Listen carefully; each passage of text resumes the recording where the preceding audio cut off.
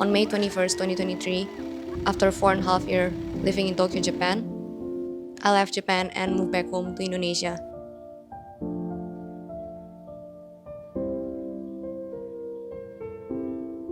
It was the hardest decision in my life, and it was a mistake.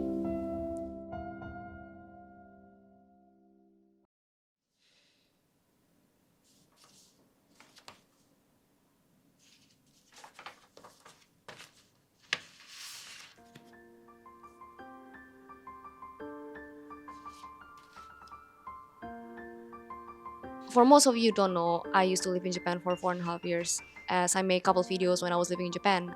I made a video about fashion, student vlogs, and just Japan lifestyle in general. It was my dream to study abroad in Japan. It was my childhood dream.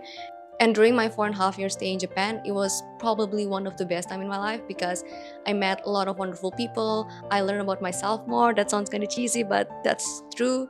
And you know, just having fun. Which you guys might be wondering, why you left Japan to begin with? Why are you giving up on your dream? What's the main reason? And the main reason of that, ladies and gentlemen, was because I could not get a job. Yes. So I thought after I graduated on September 2022, I will get my shit together as an adult, get a proper job and continue living in Japan. But I don't. Unfortunately, all my job application was rejected. Well, mainly they don't respond to my application, which in my opinion is more depressing. And eventually my visa is expiring. As for myself, I feel ashamed because I could not get a single job with my bachelor degree in Japan. With that in mind, I took the hardest decision in my life. I'm leaving Japan. I was anxious, I was stressed, I don't know what's going to happen. I was unemployed, and at that time, I thought this was the best thing that I can do. Everything's gonna be okay. You're gonna be home. You're going to live with your parents. Now there's a potential of you finding a proper job with your international degree. What could possibly go horribly, horribly wrong? There are many things that can go wrong. Let me present you guys the problem that I had after I left Japan. That sounds a little bit dramatic, but we're just gonna roll with it, shall we? The first problem that we have, reverse culture shock. Now, there are a lot of videos out there that talks about how to live in a foreign country, what you should do when you live abroad, but there's barely any video that talks about what am I supposed to do when I return to my home country, because my experience with reverse culture shock is actually pretty bad. I thought at first reverse culture shock is something along the line, instead of eating sushi any other day, now I'm eating rendang. Whoa. Instead of speaking Japanese or English, now I'm speaking Indonesian. Sekarang anaknya jadi gila skena banget, parah. Skena what? Aku nggak tahu skena. No. In reality, the reverse culture shock for me, at least I feel like a foreigner in my own home country. It leads us to a second problem, which I don't have social life. I don't have that much friends to begin with, but returning to Jakarta kind of made me realize that I don't have any friends. Well, I do have friends, but not a lot. We don't really hang out, and it's not because they don't want to hang out with me, but I was so busy when I came back here. There's a lot of things going on since I came back to Jakarta. Social life is important, but I didn't do that, so that sounds a little bit depressing and kind of lonely. Not gonna lie. Okay, right. Let's move on to problem number 3, I guess. Oh dear God, toxic corporate job. So after I came back from Japan, I did get a job, which I am genuinely grateful for, but the job was extremely toxic. I cannot give you guys the detail what went wrong with the job because this video will be an hour long. But I work 6 days a week, 12 hours a day, and they don't pay for my overtime. Dealing with a toxic corporate job while I was struggling to fit in and I don't have any social life was kind of unhealthy for my mental health in any shape or form. Okay, continue to problem number 4. Oh dear God. Do I need to explain this? I'm so used to living alone, and now every time I need to go out, I need to tell my parents about my whereabouts. Yeah, that wasn't fun. Moving around 3 to 4 times. So basically, since I came back to Japan, wait, no. And I could rant about these issues for hours long, but it sounds like I'm just complaining. So yeah, basically my life has been nothing but just a giant shit show since I came back to Jakarta. And it wasn't healthy for my mental health in any shape or form. So yeah, that's kind of depressing. Shit.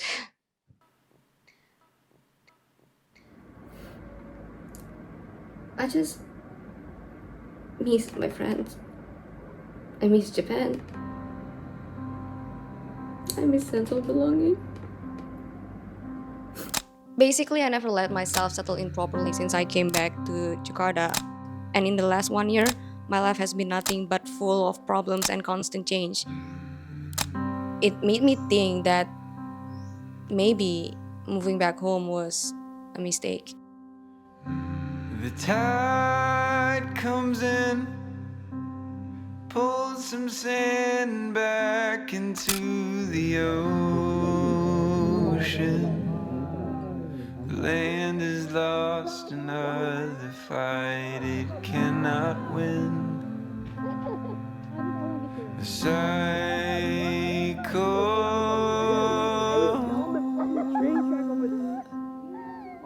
begins.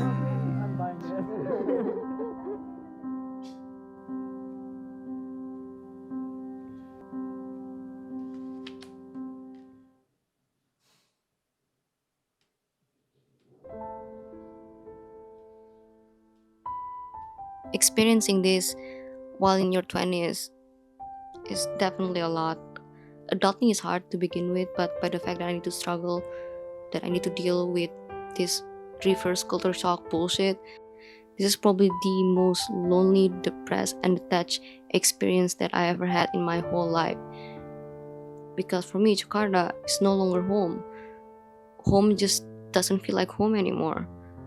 And the reality is, when you return home after you live abroad or after you move out, you change the way you think, you change the way you talk, you change the way you socialize, you change the way you see the world.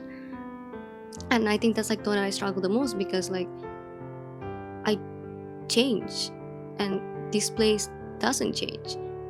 For me, it feels like this is not my reality. It feels like I'm still living in virtual reality. But I know that's not the case. Like I know I'm in Jakarta right now. I'm no longer in Japan. But I feel so detached from my surrounding. It's so weird that like I feel like an anomaly. Like I feel like home doesn't feel like home anymore. I just wish I give myself like a proper closure when I arrive back in Jakarta, telling myself that like, hey, this is no longer Japan. You need to settle down properly, one step at a time. Don't just like start doing some crazy shit because that's what I did, and the cause is my mental health. The phrase that you don't know how important it is until it's gone, that's what I feel right now because back in Japan, I can just get a drink from 7-Eleven. Back in Japan, I have my own apartment, my own privacy. Back in Japan, if I want to go shopping, I will just go to Shibuya. Back in Japan, I have friends that had seen the best and the worst of me. Back in Japan, I was happier. I was happier and everything is just gone. Just like that. And I don't know how important all of this until it's gone. I never fully appreciate it.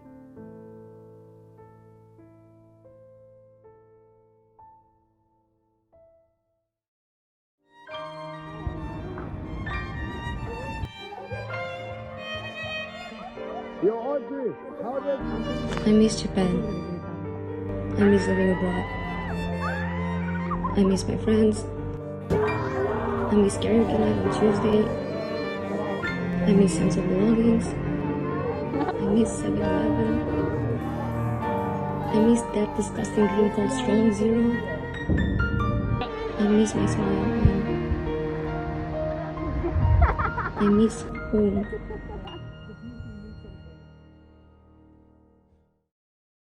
So, what's next? Obviously, I cannot go back to Japan as much as I want to. And if I'm being fully honest, I still don't know what the fuck am I supposed to do. The first 12 months since I came back to Jakarta, my life has been nothing than just a shit show. It's been constant change and just full of problems. And I'm still struggling to fit in up to this point.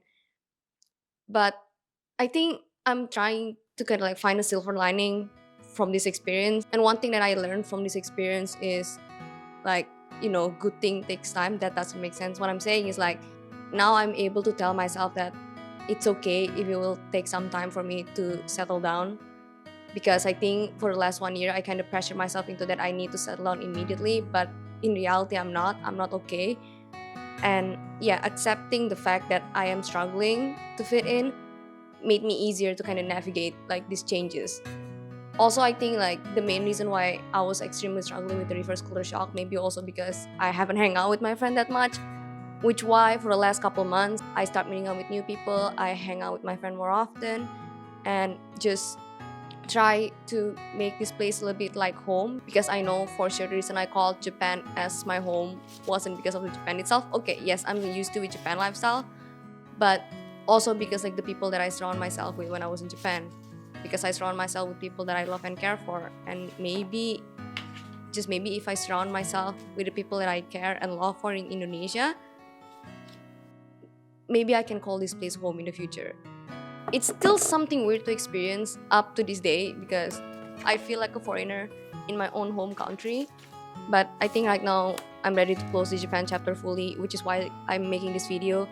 Was just kind of like give myself like a proper closure about leaving Japan and actually, entering a new chapter. And right now I'm ready to fully close Japan chapter and actually moving on onto something that I want to do next in my life. And yeah, I hope with that goal in mind, I can call this place a home in the future. Until then, wish me luck.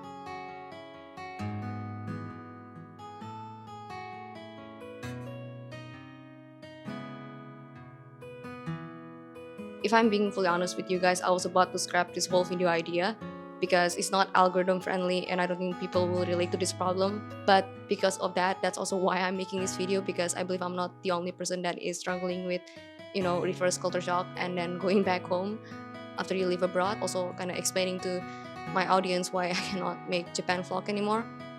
I'm doing better, definitely. My life's still full of problems, if I may say so to myself, but I guess that's just what life is. I guess that's just part of life and adulting in general. If you guys actually watch up to this point, I am grateful. Like, thank you for giving your time to watch this video till the end. Like and subscribe, I guess. I appreciate it. I see you guys in the next video. Bye bye.